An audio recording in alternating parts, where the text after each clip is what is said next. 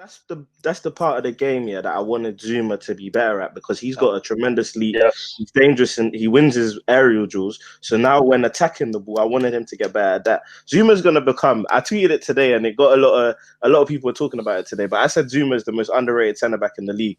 His 1v1 is amazing, man. Like him 1v1 against somebody, he is fast, and the way he anticipates the ball, he reads the game very well. Yeah, he's very underrated. And he's only going to get better with Thiago Silva, because that's what I was trying to explain. It was hard to do it for the West Brom game because of the mistake he obviously made, but he's a calming presence. Like he controls the ball at the back very, very well, and it's purposeful passing, and that's what I like in the centre back. And his first touch is very underrated. I feel like a lot of people feel like he just spoofs the ball, but he's actually very good on the ball. I agree with 80% of what you said. The only little thing that gets me with Zouma is when he has got the ball at his feet. I feel like he panics. He looks like he's not sure how he's going to pass it sometimes, or he panics. I think with Zouma, it doesn't look aesthetically good. It looks quite clumsy. It looks like it, but really his passing actually is very good. Again, his passing accuracy numbers are all actually above average. That's till he's under pressure. That's the reason why I was pushing the Tomori over Zouma thing for a long time. If you had Kepa behind you, you'd do the same. You'd always be worried that somebody's going to take the ball off you and just score to the back of the net.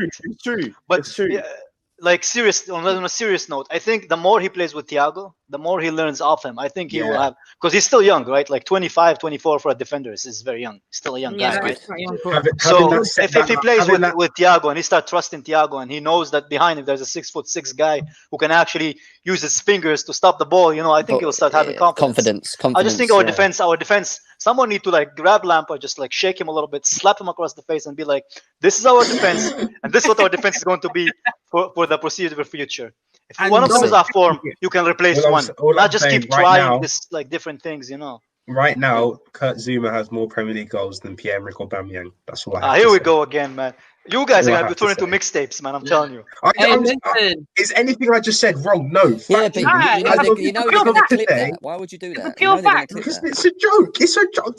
Yeah, no, KJ's going to sit there. KJ's going to sit there and go, David's just said this. I'm going to clip it. He is. KJ's already there, man. You know that. It's funny, because I used to get a lot of stick about Zouma, so I never used to like Zouma, and Forward can tell you this. Like, I used to give him such a hard time. We've gone back and forth so many times on Zouma, and I just feel like he's really proven me wrong, and I'm very happy about that. But I still think he doesn't look like he knows what he's doing when he's got the ball. When he's got the ball and he's got time, his decision making is questionable, and I will always go back to that Ajax game. I will always go back to it. What the dribble? He ran all the way. That was amazing. And balloon. I was so gassed. Up until the shot, that was prime Ronaldinho. That was amazing. The thing is, if he had kept going, they would have touched him. And he actually could have done. You know he's done sick when your own manager's laughing at you on the bench. He's just like, what is he doing? Like, how'd he get up there? Hey, David, Charlie has something to say to you. Don't mention about. Hey. Tell me my fact. As of the 7th of October 2020, right? Tell me my fact is wrong. It's not wrong. So again with the politician statistics, man. Can I just jump in quickly? Look, Zouma is my guy. Neats knows Zouma is my guy, right? And again, I feel like with centre backs, you're often criticised and ultimately people make these ironclad statements on you based on performances or moments that you have. And yes, Aubameyang ripped him in that goal, no doubt.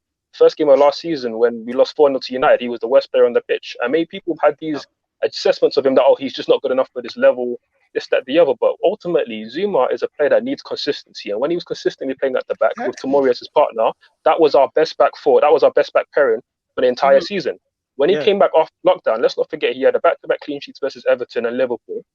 And then we went on our best run post-lockdown with him at the back. Again, even the Arsenal game, when people look and say, it was Zuma's mistake, he got skinned by Aubameyang. Great skill by Aubameyang, who's a world-class striker. But it was Rudiger's bad positioning in the first place, which left us open. That Christensen goes for a 50-50 tackle and doesn't win it. So again, for me, I've always looked at it and said that his partner hasn't been good enough at the back. Tomori was great for a long time, but again, he lost it basically, mainly due to his lack of experience. But ultimately, with Zouma and Silva at the back line, for the entire season, we're going to see somebody be a top centre back in this league. Sure. Forward. Do you remember when Zouma first come to us? And I can't remember if he started playing, but he did eventually. And he had a bit of a partnership with John Terry for a little while. And everyone was like, "Oh my god, he's so Gem, great." that's what I was going to get onto. Mourinho had the interview with Sky Sports where he literally said, "Why are Chelsea looking for a centre back when they've got Zouma there?" That's right. He said Zouma is the guy. Like, you just need to give him consistency. After the injury, just before he gave him his debut as well. People forget. Exactly. Yeah. He was very consistent. Very consistent. He was very consistent, and because remember how fast he was for that injury. Holy. I think he's still got his pace, and he would be the perfect person. No, I don't think it's the same. He used to be able to just like catch up forward, you know. I mean, did you see how he caught Zaha on the weekend? He caught Zaha and put him into the back. What a time! God damn! Look, I'm sorry. I get emotional when it comes to Zouma because Zuma, you know. Zouma performs when he's got a leader next to him, and that can only benefit him. If he can learn from Thiago Silva in this season, he's got all the ability in the world to be a good defender. Do you know what I mean? So we just need to see it. What I'm saying, Zouma and Upamecano might happen. And Tomori, if Chelsea would pay that, I don't think Chelsea would pay that much for a defender. You know what? 45 mil, bro. We spent 50. No. 45. There's no way we get anybody get a release 45. There's a release clause, bro. There's a release clause. 45 mil release clause. Didn't he just sign a new contract? Yeah, it's still got the release clause in there. The release clause is still in there. Really, David, should I trust you? Should I look it up? I don't know, man. Really quickly, I'm tired of talking about.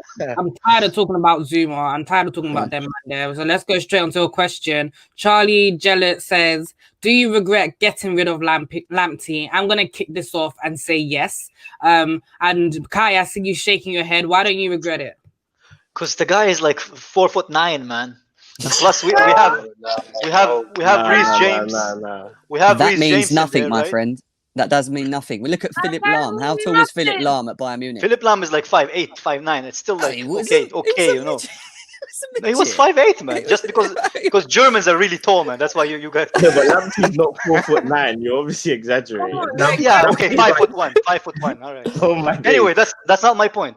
My point was, it's basically I believe in Reece James, and I just don't want anybody to stand behind Reece James and his success in a Chelsea shirt. That's fair enough. That's the one thing I agree with Alex Goldberg. The fact that Reece James is a machine, man. The guy just roughs like center backs off of him. He's fast. He's strong. He's a good crosser of the ball.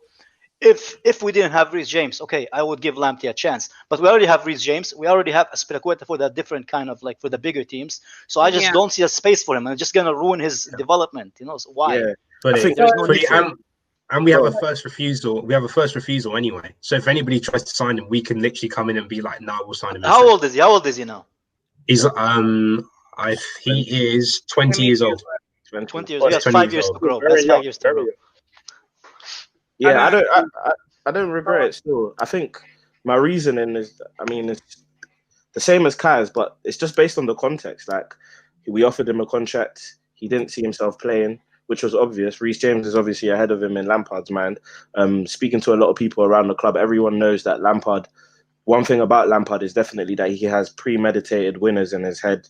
Reece James is one of those guys that he thinks can be at the club for a long time. So when you got Reece James there, when you got Aspilicueta there, you just have to look at the context and just think Lamptey, as good as he was, especially when I saw him for his debut, it just was the wrong timing to come into Chelsea at that spot. Do you get what I'm saying? So it's unfortunate circumstances, but I definitely don't regret it. It's not like KDB regret or Salah regret that we didn't develop these kind of players. But yeah. I think it might turn out to be a KDB regret, Salah regret, but like you said, but Anita. If we have Reece James. Yeah, exactly. What happens if Lamptey's great, but Reece James is even better? You're not going to be saying that. It's not a regret. KDB was a regret because Oscar never became a world-class attacking midfielder. That's why. Correction, guys. Correction. I miss Oscar, man. Philip Lahm is 5'7" and Lamptey is 5'5". Lamptey is 5'5". Just for all of you very short men who's out me at the comments, I'm sorry. Just live with it. 5'5" and being a fullback, like what's wrong with that? It doesn't work. There's nothing wrong with that. I mean, even Roberto Carlos, one of the best fullbacks of all time, was only 5'5". No. 5'7" is 5'7" is okay, but 5'5", Jesus Christ. Yeah, but if you're going to be that short, you need to have an energy. You need to have bite about you. And Lamptey has all of those qualities. And also, not to mention the most important thing, he's a fantastic footballer. So again, I've got no issue with him being that short. I ain't gonna lie.